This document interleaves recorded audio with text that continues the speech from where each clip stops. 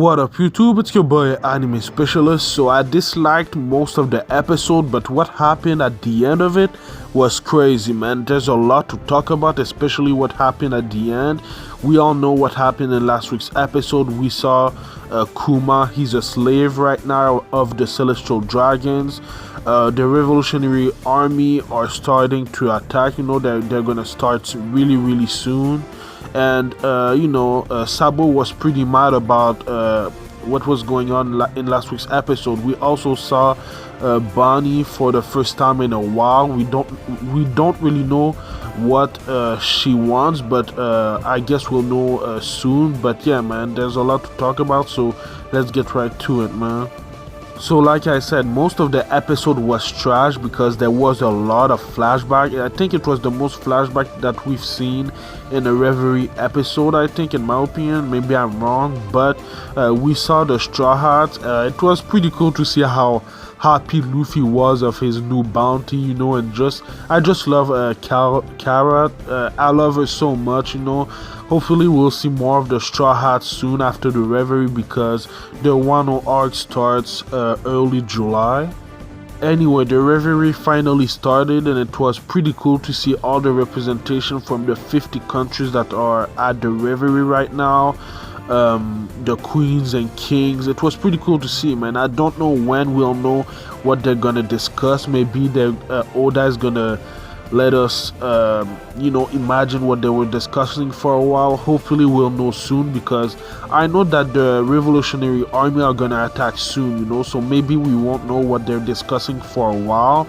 But something that we know maybe that they're gonna discuss is the system of the warlords, because King Riku and Vivi's father, I don't remember his name, they both had warlords directing and controlling their country. So they're gonna talk about this system right now. I think even they're gonna invite the Gorosei, the elders, to the Reverie for, I think, the first time, because they want to talk about this system. So it's gonna be pretty interesting. But yeah, like I said, Alabasta and Dressrosa were both abused by the warlord system, because Crocodile in Alabasta and then the Flamingo in Dressrosa were controlling the country. They took the power of the kings, and they controlled the country for a while. We all know what happened in Alabasta.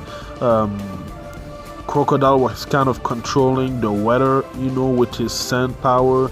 It wasn't raining anymore for a long time, and then the Flamingo took Dressrosa and was controlling everybody.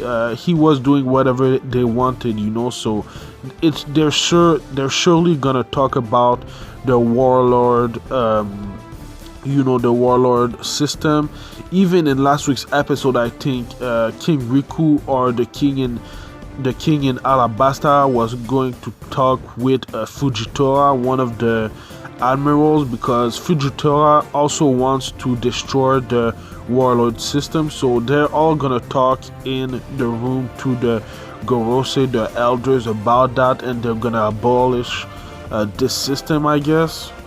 So it's gonna be really interesting to know the results of their discussion, because they're gonna talk about a lot of things. They're gonna talk about the warlord system. They're gonna talk about the pirates like Luffy, the Yonkos, all of them. So it's gonna be pretty interesting to know what the result of their discussion is gonna be. Anyway, man, there's something else, man. This was the most important part of the episode, in my opinion. This scene right there, we can see Luffy's bounty, we can see Blackbeard's bounty, but we can also see a photo of Shirahoshi with a sword in it.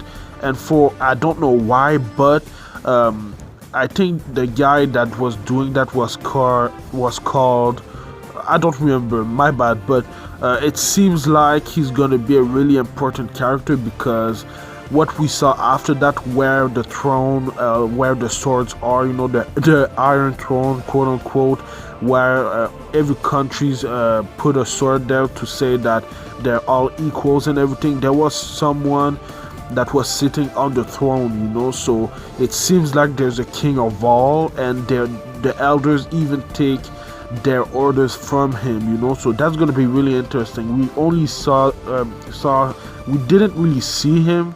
We could only see a little bit of him. We saw his eye. We saw he's all in black, so we couldn't see anything. We don't know who he is. Maybe he's a D, maybe he's someone that has lived for a long time. I don't know, but he's gonna be really important, man. It seems like he's the king of all. It seems like he's even higher in the hierarchy than the celestial dragons, you know. So I can't wait to know who he is. The elders even asked him, I'm paraphrasing, but they even asked him who is gonna be the next one to extinct the light or something like that. Who's gonna be the next one to die? Maybe, I don't know, but it's gonna be interesting, man. This last part of the episode was really interesting, man. I can't wait to know what's going on. I know that Oda is not gonna reveal all of that in the next few episodes because there's a lot, man. The One Piece lore is big. There's a lot of things that we don't know, and there's a lot of things that we're gonna discover in the next years, you know. So I can't wait. But let me know what you thought about this week's episode in the comments down below, and let me know what you think is gonna happen next. I think the next 2 episodes are big episodes, so the animation and art are gonna be it is going to be great. So we'll have to see what's going to happen. The Revolutionary Army are probably going to attack, so we'll have to see. But yeah, man, the Wano arc starts July 7th, so I can't wait for that. It's going to be amazing. The art and animation, from what I've seen so far, is great. There's a new director for the series right now, so that's probably the reason why. The Wano arc, I guess, is a big arc, and I know that the Wano country is kind of Japan, you know. So every country, important country that Oda designed, are a place in the world. Like Dressrosa is Spain, Alabasta is Egypt, you know what I mean. So maybe that's why it's gonna be really important. We all know what's coming, Kaido and his pirates, you know, the Wano country. I can't wait. But yeah, man, I saw the next episode's preview, and it seems like we're gonna see Marco and the Whitebeard pirates. Obviously, in Zou, when they separated, a group was going to go search for the Whitebeard pirates. Another group was going to go to Wano, and Luffy's group was gonna go to the Whole Cake Island arc. So that's the first time in a while that we're gonna see another group of the Straw Hats, quote unquote, you know.